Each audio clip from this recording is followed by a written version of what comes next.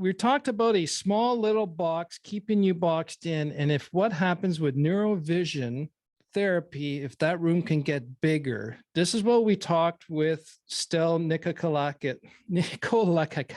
Dr. Nick. Sorry, Stel. I still can't get used to it. But last week we talked with Dr. Nick, optometrist with specialty in neurovision therapy, with his practice at Mind's Eye Optometry in Toronto, Ontario.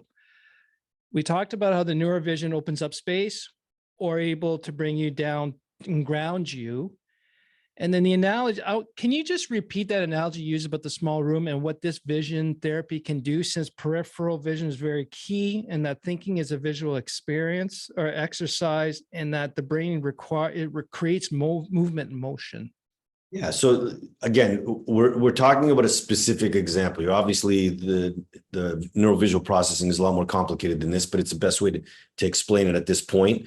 Especially around the construct of ADD, right? Right. They can go back to last week's episode and read up on that. Yeah. Yeah. So the analogy that we talked about was being in a confined room where there was only room for you. Right.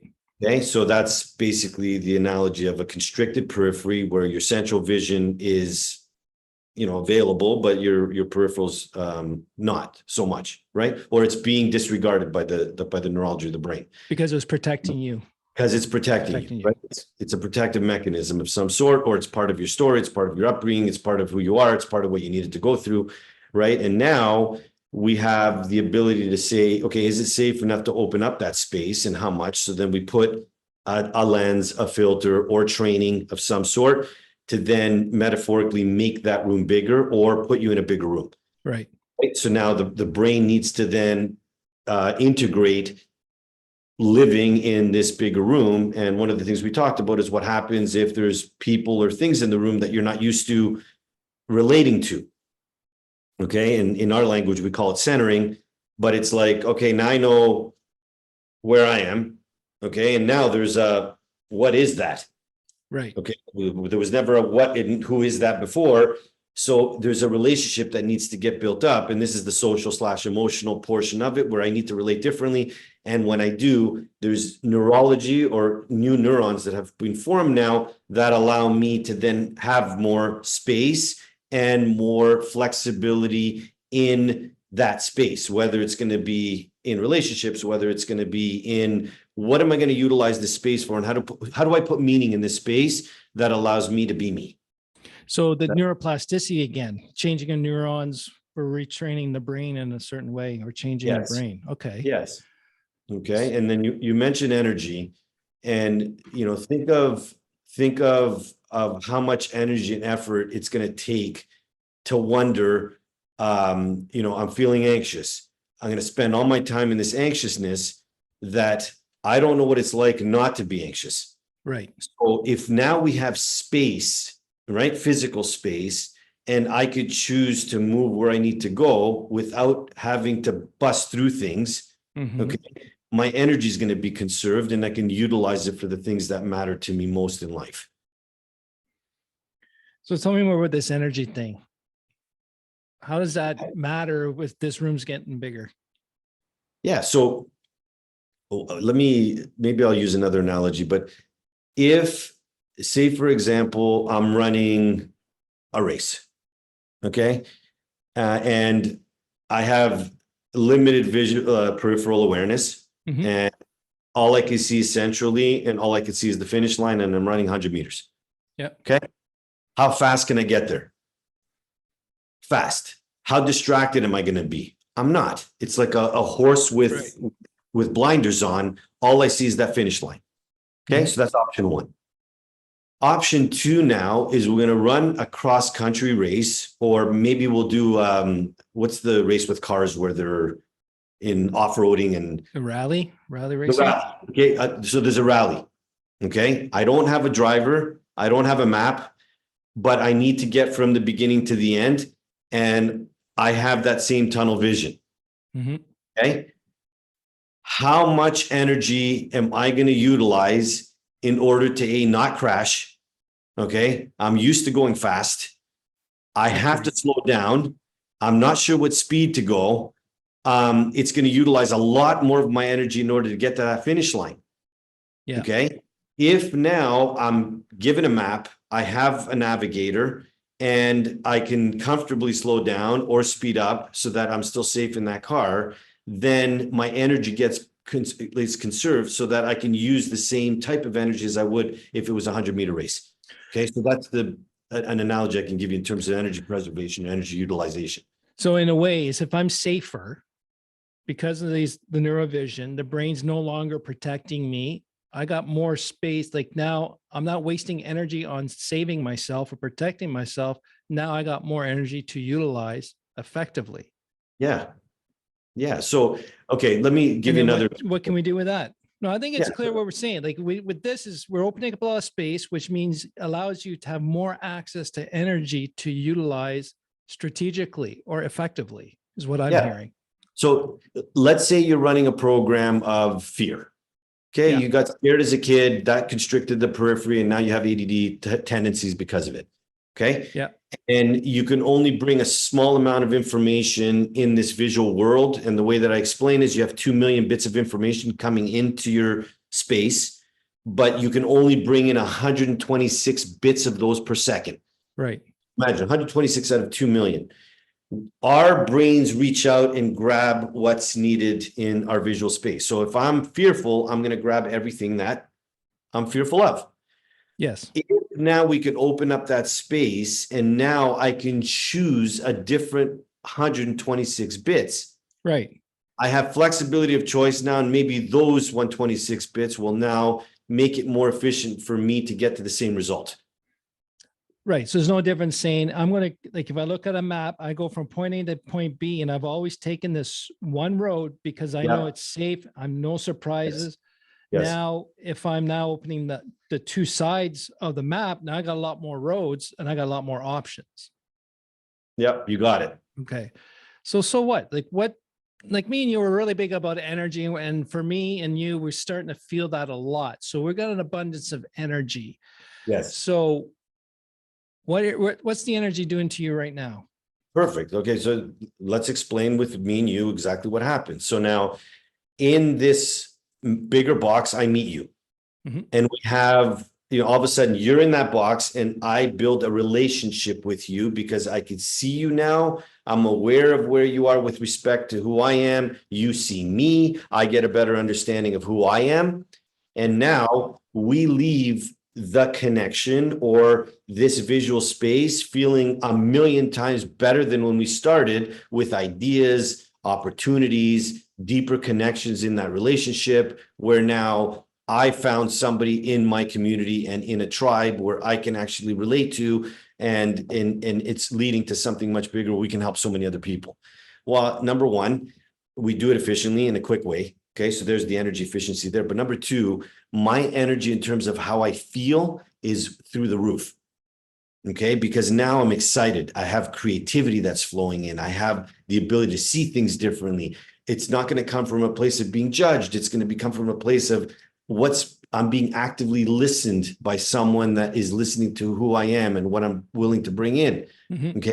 And you say, well, how does that have anything to do in terms of vision? It's everything to do with vision, because now we're filling that space with the people that we choose to bring into our room.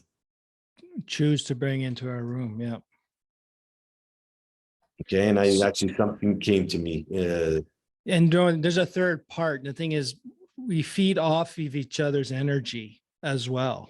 We've got more energy ourselves, but when we deal with each other or people within our tribe and that, we're feeding more to each other. And it feels like it's a big bubbling source of energy.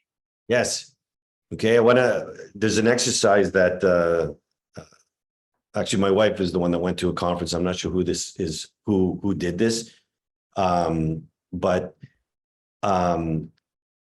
the way that the exercise was around the room, and I apologize because I'd give credit to whoever created this. But it's perfect to what we're talking about in here. Okay. Yep. So now we go to this confined room. Okay. So what happened to us in life? Now, all of a sudden, the visual space, whether it's through lenses, through emotional work, through personal development, whatever, we have a bigger room. Okay. And we realize it's our room. Now, our room. It's our room. Well, it's our room now, but it's my room that's a lot bigger. And here's the question that gets asked. Okay. And this goes around boundaries, which it's a whole other different podcast I don't want to get into right now. Yep. But this is what it looks like. So let's say you have a house. Okay. And in front of the house, so in the house are rooms. Mm-hmm. So we'll use this as the analogy. And the question is, you choose a room that you're going to live in for the rest of your life. Okay. In front of the door is a bouncer. Okay. And the bouncer does not let anybody leave the room. And you tell the bouncer who the people are that are allowed to come in. Right. The people that are allowed in also do not leave the room for the rest of your life. And it doesn't include your children. Your children are automatically in your room. Mm-hmm. So the question now is, who do you bring into that room, knowing what I just said right now and the stipulations that I just said? Interesting. Okay, so that's the question. And let the listeners listen to this. Okay, because when this was posed to me the first time, okay, and, oh, by the way, you're only allowed 5 people in the room. I couldn't fill my room. Yeah, I can relate to that. Okay, I couldn't fill the room, and you know how social I am. Yeah. Now the question was why, and now I would have a lineup of the people that I want in my room. What changed? Your energy. Me, my energy, and energy is tapped into values, what I believe, philosophies of life, where I am in life, what's important to me in life. Okay, but this is what happens when vision shifts, because now you have room to grow. But you're also safer. 100%. Safety is the first step. If there isn't safety, you're going to get to the rest of this, right? But the safety mechanism, by the way, as soon as there's safety, the next level up after safety is vulnerability. Okay. Okay. And once you become vulnerable, you start opening up your story, and then you realize other people that have similar stories. Okay. And you don't feel alone anymore. Yeah. Interesting. Cool. So how does energy, like we're talking about how the energy feeds off each other, right? Yep. How can you explain that a little more? Maybe for the listeners, like from your perception, like I know what you're discussing, but you got a really good way to explain it, and always full of great stories. So basically I'm in a safe environment. I allow myself to be vulnerable. I got a bigger room that I allow the right people in. I think that's key, is I'm allowing the right people in, having the boundaries. And I think that comes with safety as well. Then we got where those people are feeding off the energy. So what else happens? Yeah. So, okay, I'll explain it with a colleague of ours who, Chad Jenkins, who's all about collaborations. Yep. He's been on the podcast. Just add in another 0. Yeah. So just add another 0 is a way to basically raise your frequency and awareness so that life becomes that much more enjoyable. Mm-hmm. But the collaboration piece, which I didn't understand initially, it's, if you think of the word collaboration, say, okay, 2 people doing something that's, much bigger than what they could do individually. In terms of what you just asked in the question with the people that are in the room. Okay. Yep. If so safety first, then you have vulnerability, then you have openness to the story of understanding self. Yeah.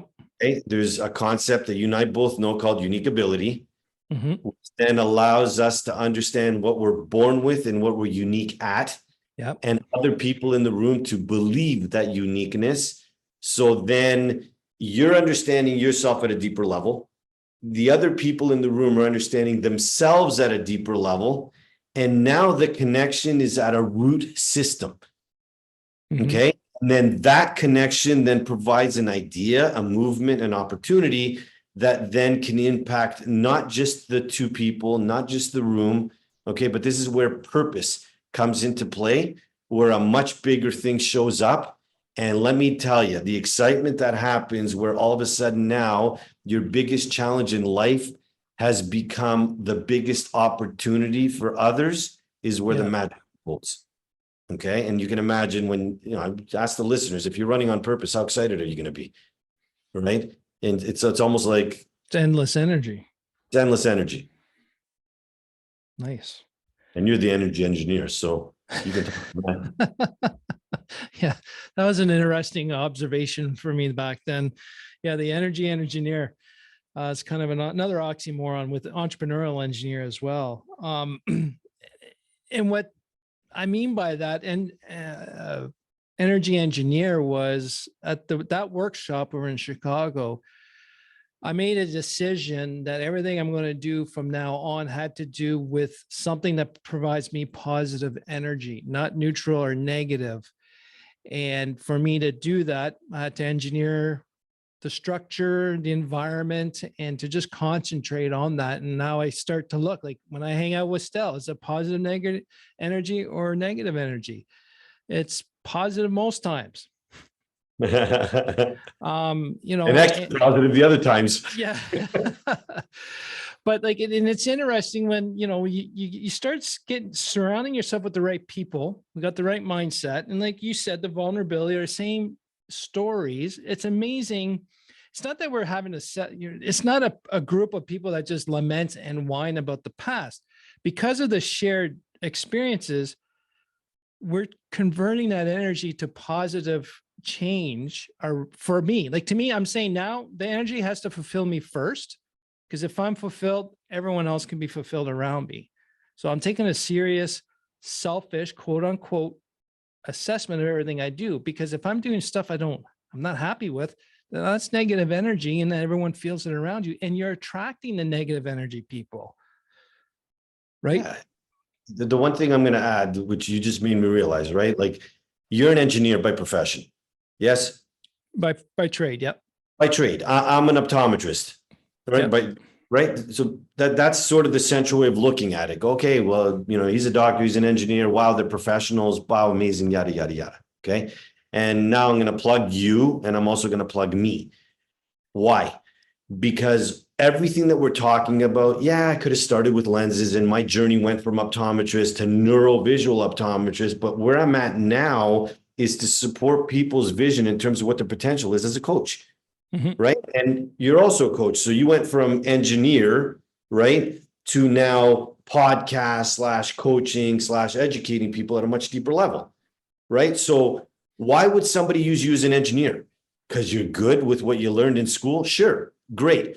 But what makes you unique is now the coaching side of things, because you're effectively able to listen to what people need and engineer what they need beyond just a physical structure.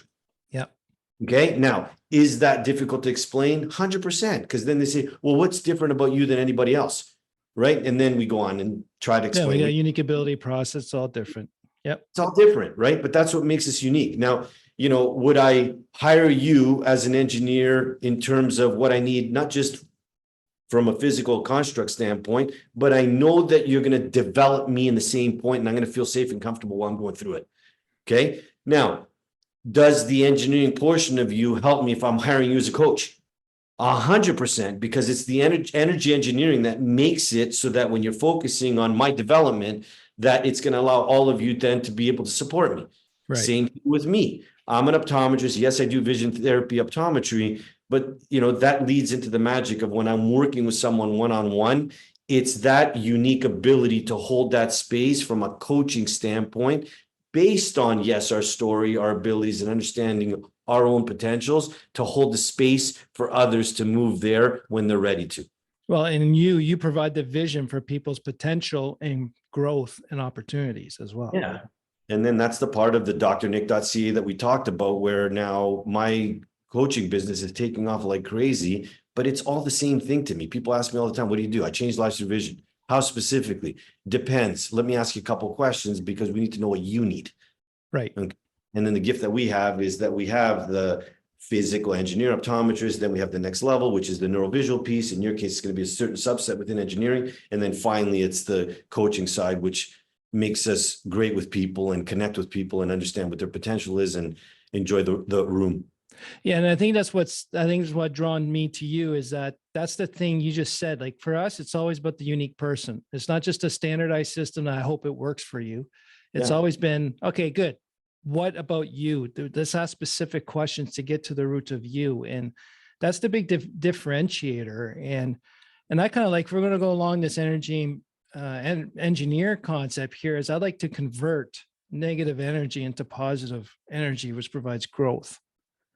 Yeah. And I got an ability to convert that if and only when the person is willing to go through the conversion. Yeah. So, yeah. So how does energy flow through? We remember we left Chicago. I figured out the energy engineer. We had a really great falafel lunch by the airport. You know how energy fulfills. It's easy. It's by doing. Mm-hmm. Okay. So if anybody's listening to this podcast and they're inspired to, do something with it, don't wait. You put into action now. Because that inspiration now has to become a reality for the person that's listening to it. And that's how you maintain the energy, because the learning from the doing is where the magic is, that allows you to truly understand and implement what it is that we're talking about. Because like I said, there's a lot of intangibles here that you can't explain. You have to experience. Yeah. And now that you said that, like, do it so you maintain the energy. And the analogy, I kind of figured, we had a conversation one night, and I think a lot of listeners can relate to this. When I was starting to climb up on a wave, I needed to know where that wave was going before I would ride it. And then a way that was maintaining and holding back energy and resisting energy. But now we're at the point is I'm on a wave. I know it's going somewhere positive, but I'm just going to ride the wave. So in your case, I'm just doing it. It's maintaining an energy. I don't know where it's going to end. Maybe it's another wave I'm going to catch, but I know it's going to be positive. I don't have to figure it out right now. And to me, that was a big mind shift, allowing that to happen. But I think that has a lot to do with I'm in a safer space. My room is bigger. I never thought of it that way, that you were saying I'm only letting certain people into my room. And now I'm really hoofing out. I'm not even letting the bouncer come in and do it. I'm hoofing them out on my own. Or even saying, no, you're not good. Like, you're not for me. And I just move on and reduce this people pleasing. And I think like the whole safety and vulnerability aspect, safety first before you can be vulnerable, is very key. I think I can go back when I did vulnerability first, but with no safety, it really went the wrong way. And then blame myself. So that, again, that's another tangent I got to keep thinking more about. But again, like you said, it's your room that is bigger and you have control who gets to go into your room. I think that's very powerful. So explain to me a little bit more about drnick.ca, and that's NIK, drnick.ca. We're just going to end here. Give us a little more description of your breakthrough coaching. I know that's changed a lot of lives for people. And then, do you want to reach out if you're interested to drnick.ca, NIK, and we'll have it in the show notes as well. Yeah. So thank you.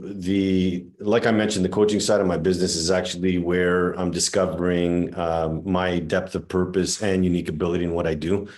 I work with high level anything. Okay. So it could be high level entrepreneurs. Mainly, I listen for people that are ready to discover what their vision and purpose is in order to move them to possibility and potential.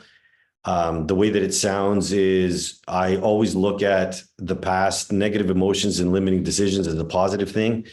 I have the capacity to reframe the potential energy in that space in order for somebody to see a compelling vision of the future and their purpose, which then allows them to be more present in the moment for the things and the people that they love.